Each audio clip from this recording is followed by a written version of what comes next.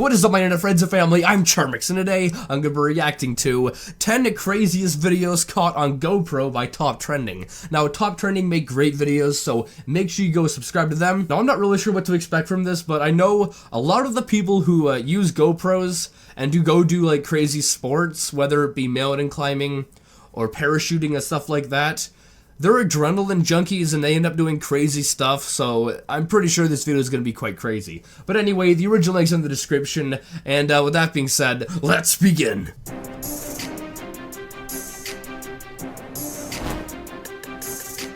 That's some epic music you got playing. If there was ever a moment in recorded history that looks like a scene out of an action movie, it would be this GoPro helmet cam footage of two King airplanes colliding mid-flight. Yeah, I remember seeing that one on the news when it came out. That was insane. That was insane, and although it would have been absolutely horrifying being in the position that those people were in, it would have been actually really badass and quite awesome. Like, after you know that you've survived, it'd be like, I just went through something that not many people will experience in their lifetime, and it's from like a movie. So it would have been quite awesome but scary at the same time.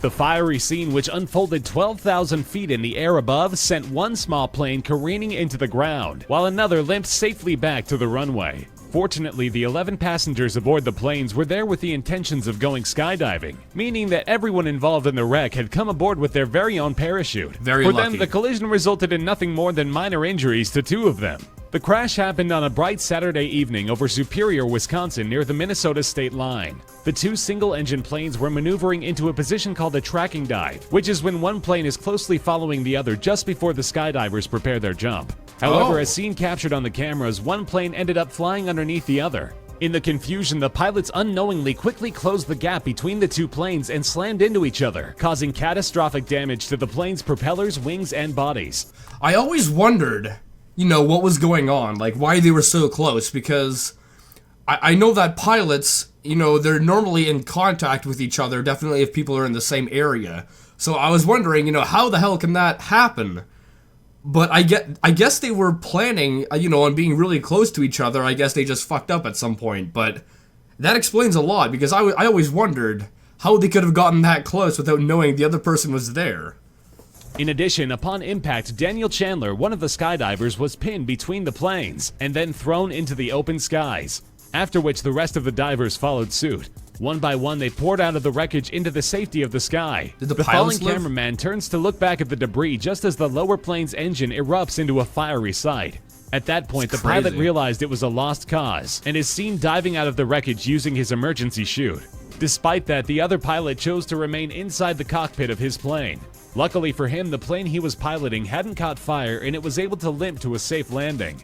As for the rest, they parachuted down safely into an open field. Much to their relief, the abandoned plane spiraled down into an empty field. As crazy dangerous as it seems on the GoPro footage, of all the mid-air collisions to have, this one probably happened in the most ideal of circumstances. Yeah, every single person, like, had a parachute. That's ideal as, like, a circumstance. And, I mean, that's one hell of a story you can tell for the rest of your life. Although the farmer whose field was ruined by a crashing plane might disagree.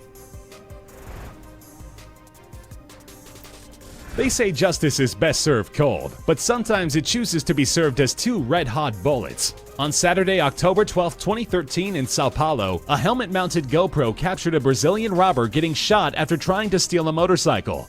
The footage went viral after it was published on YouTube and shared on social media sites. The cameraman riding on a motorcycle is seen approaching an intersection when another motorcyclist and his passenger pull in front of him. The passenger on the other motorcycle points a pistol directly at the cameraman, who quickly steps off the bike. The biker hands over his keys to the gunman, who then attempts to flee with the newly acquired motorcycle. However, before he is able to drive off, a man exits a car sitting next to them, pulls a gun, and shouts at the thief. The heroic stranger turns out to be an off-duty police officer. The officer demanded for the thief to step away from the stolen bike. Instead, he retaliates by pointing his firearm at the officer. What an idiot! If the police officer has a gun pointed at you and tells you, you know, to get off the bike, and then you decide it's a good idea to pull out my gun and then aim it at the officer, you're an idiot and you deserve to be shot, because, I mean, that is the dumbest thing I've heard. It's one thing if you already have your gun pulling out and, like, already aiming at the officer, because then you have, like, the upper hand. I don't think you should have shot, like, the officer, but it's one thing if you're in that situation, because then you have the upper hand, because you have the gun pulled on him.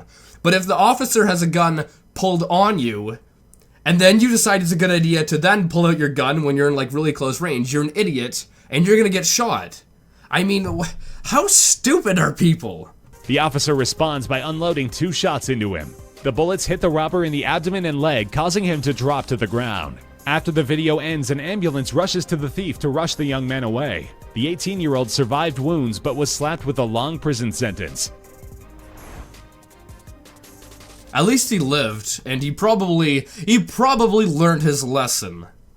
A Russian paraglider experienced the fright of a lifetime when his parachute accidentally nabbed an additional passenger while he was soaring miles above the Indian Himalayas. The man, an experienced paraglider nicknamed Paravolka by the paragliding community, was enjoying his glide down back to Earth when he had the misfortune of colliding with an adult griffin vulture. The vulture became entangled in the ropes and compromised the effectiveness of the parachute. Before he knew it, Paravolka was descending toward the ground at an alarming rate. Luckily, he managed to open the emergency parachute, which greatly decelerated his fall and helped him regain control of the deadly situation, which saved his life. Still, the Russian man was destined for a crash landing into the trees. Miraculously, he only received minor injuries, and once safely on the ground, he was able to radio his friends for help. As for the large bird, it was still tangled in the ropes, but nonetheless, it was still alive. Paravolka was kind and daring enough to free the spooked bird. Not an easy task either. The claws had become tightly tangled in the canopy. Finally, when the bird was freed, it flew away, presumably to harass more parachuters. The dangerous flight, or fall if you will, was caught using a GoPro attached to the glider's helmet.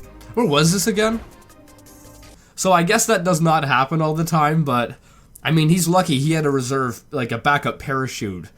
Friggin' just minding your own business and a bird just fucks your whole day up.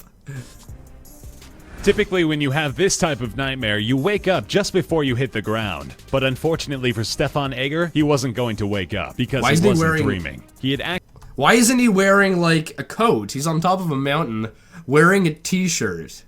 This guy's crazy. Actually fallen off a cliff, and the impact would be very real. Captured on a helmet-mounted GoPro, the video starts off with the experienced skier and his partner enjoying the scenery atop a snowy mountain peak. At which point he peers over the cliffside, unknowingly foreshadowing the fall he'll soon be taking. Then Egger makes his way back to his skis, but as Egger goes to clamp in, he loses his footing and stumbles backward, directly off the steep edge of the cliff. The worst part of the video is his audible "oh" as he realizes he's falling. We then witness from a first-person perspective as he plummets onto jagged rocks protruding from the snow and violently smashes about as he fruitlessly attempts to save himself. Amazingly, he survived the rocky incline and eventually rolled into a snowy patch, where he then let out a gasp of pain before looking up at the route he had fallen down.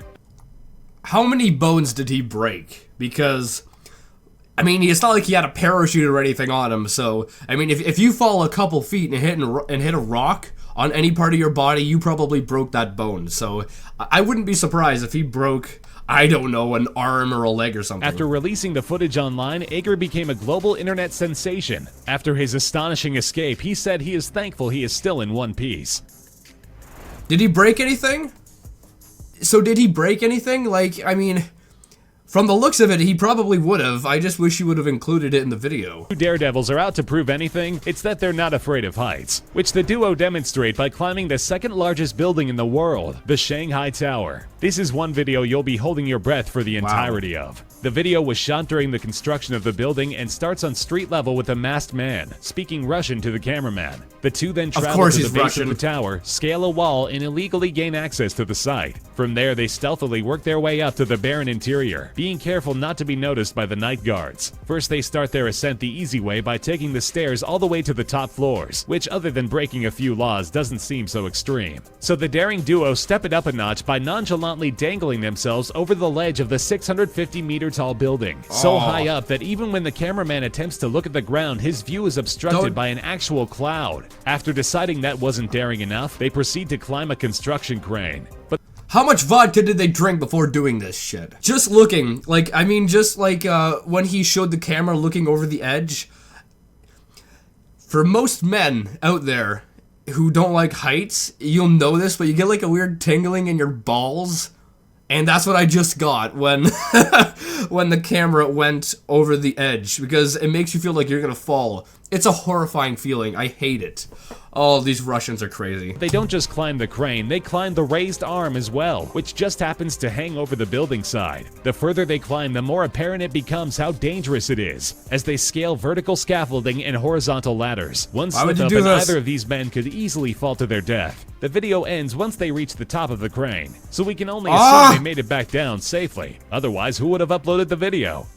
Someone who found the camera on the ground beside a bunch of dead bodies. That's who could have uploaded it. This is one good deed that didn't go unpunished. A moose tracker releases a young moose cow into the wild, only to have it come right back at him swinging.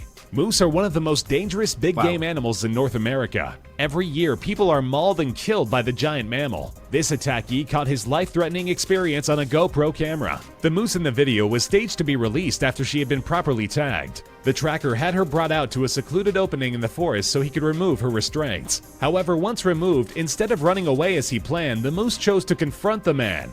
Reining on its back legs, the moose aggressively pushes him down, kicking him numerous times before backing off. The man stayed surprisingly calm, even joking about the calf's anger issues, which must have struck another nerve with her, since she attacked him again, knocking him back down. The man attempts to shield his face, but the effort is fruitless against the over 400-pound beast. Soon it backs off again, but the tracker had stopped moving and we begin to fear the worst. Luckily, the man was not seriously harmed and was able to stand up and distance himself from the moose. He quickly snaps another well-timed joke at the moose, who still seems to dislike his sense of humor. This time, before it is able to charge again, the man grabs a nearby fallen tree and chucks it at the moose's head.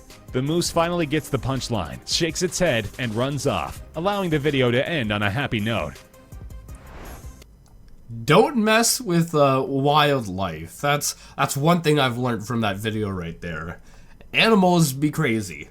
Matthias Terral and Stephen Loud are both experienced skiers used to tackling the most rigorous mountaintops.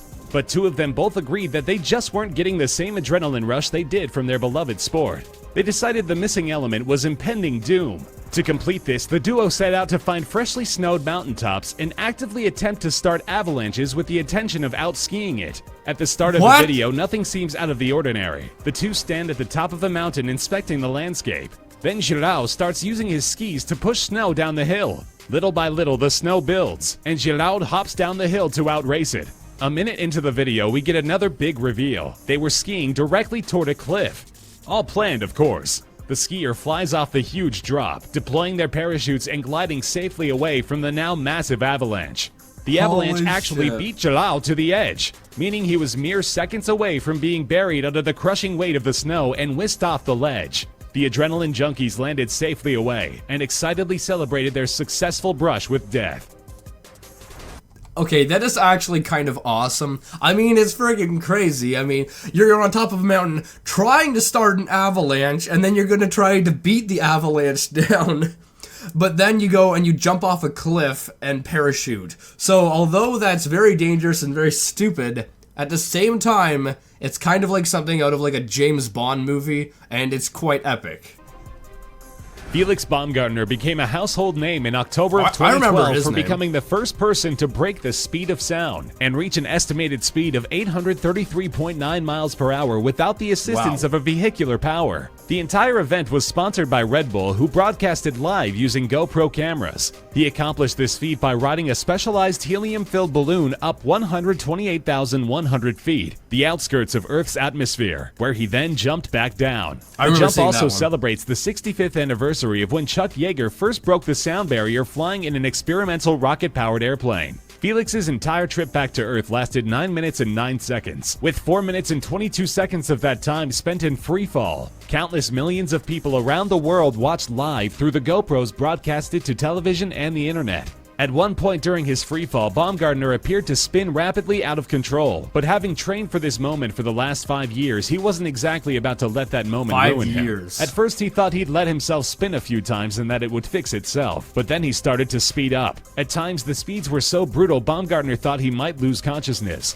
He quickly regained control and moments later opened his parachute, as members of the ground crew cheered and viewers around the world heaved a sigh of relief. Baumgartner said he was so focused trying to stabilize himself that he completely missed the boom of him breaking the sound barrier. He'd have to wait until he landed to find out if he really did it or not. But once the parachute was deployed, the ride down would prove to be relatively uneventful. Baumgartner was able to land safely in the designated area where his team ecstatically greeted him.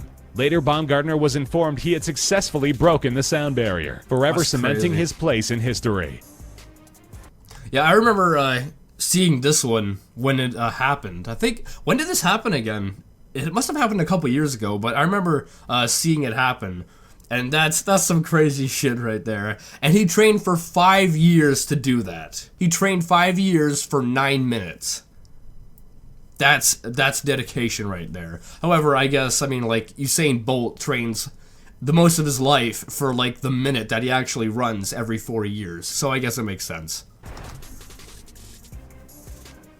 If there's anything to be learned from these videos, it's that winter is not quite the wonderland we thought it was. The 5-minute video features John Freeman, an experienced mountain guide and rope access supervisor living in Canmore, Alberta, Canada, who survived one of the craziest ice climbing falls ever caught on camera. When about halfway up a pillar of ice, Freeman swings his climbing axe 5 times into the ice, before the entire face splits off the mountainside. The split occurs right where the axe lands on the 5th strike. It instantly sends both Freeman and the 100 pounds of frozen water hurtling 60 feet down to the hard snow. The shattered ice carries such a momentum that it drags him for 30 feet down the mountain slope.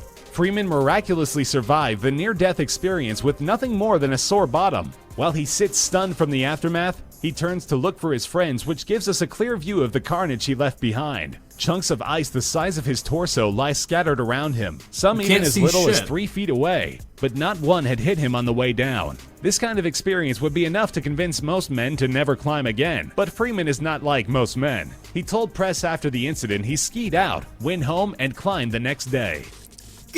Wow. Yeah, I guess after that kind of accident, most people would either, one, give up completely doing that as a hobby or a sport, and like the other portion of people who wouldn't give it up would think that, I mean, like, they would think that they're like invincible, and then they would think that it's perfectly fine for them to do it, as they're gonna be fine. So I guess he's one of those people.